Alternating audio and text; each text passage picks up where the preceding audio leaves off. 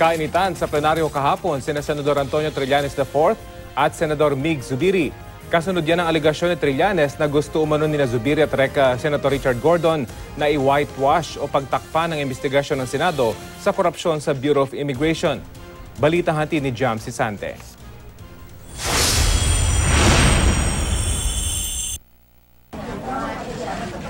Kinailangan ng umawat na mga kasamahan nila sa Senado matapos magkainitan sina Senador Juan Miguel Zubiri at Antonio Trillanes IV sa plenaryo.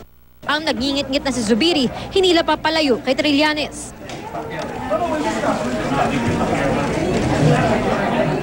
Nagsimula ito nang tumayo si Zubiri para iprotesta ang pahayag ni Trillanes sa panayam sa programang News to Go.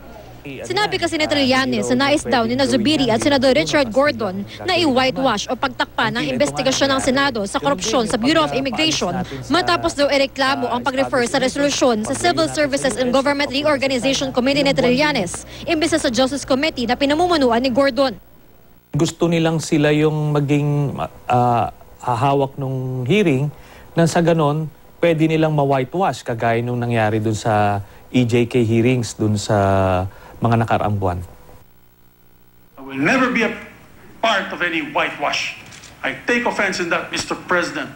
I'm glad that the gentleman took offense because if the statement was meant to be offensive, so at least he feels something. Naungkat pa ang mga kasong kinaharap ng dalawa noon, ang electoral protest laban kay Zubiri dahil sa di umunoy pandaraya sa 2007 elections na nauwi sa kanyang pagbitiw sa Senado at kasong rebelyon laban kay Trillanes na nauwi sa kanyang pagkakakulong. As we recall, especially the Senate President, back in 2007, he in fact resigned from the Senate because he was proven to have cheated during the 2007 elections.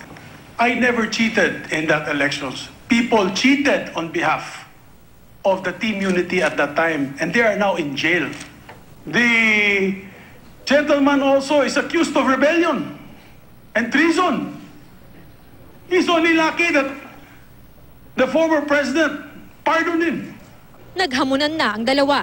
If you want to declare war, then you should be prepared to have war. And this representation will not back down. I'm glad that he declared war. But you know, Mr. President, mabait akong tao. And people know me. I'm one of the most amiable senators of this chamber. But don't, if you pick a fight with me, I'll fight. I did not become world champion in arnis for nothing. If you want to fight, tell me how you want to fight. Say it in front of my face.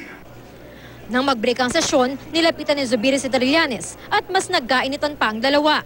Hinila ng Senador Manny Pacquiao at iba pang senador si Zubiri. Matapos ang mahigit kalahating oras, bumalik ang mga senador sa sesyon. Ipinabura sa Senate records ang mainit na sagutan ng dalawa na kalaunay nagkamayan. We agree that I'm not part or privy of any whitewash. And Senator Gordon as well, as he's voicing to me. And that we agree to an investigation and I will support the gentleman from Bicol. Nire-resolva pa ng Rules Committee kung ang Justice Committee ni Gordon o ang Civil Services Committee ni Trillanes ang mag-iimbestiga sa korupsyon sa immigration. Pero si Gordon, magkukusa na raw na imbestigahan ang issue sa January 23 bilang chairman ng Blue Ribbon Committee. Yung Blue Ribbon, pwedeng gawin motu proprio basta corruption. Ang issue dito, corruption. Nagkaroon na nga ng putukan dito. Sabi ko, sige, imbestigahin na natin. Jam Sisante, GMA News.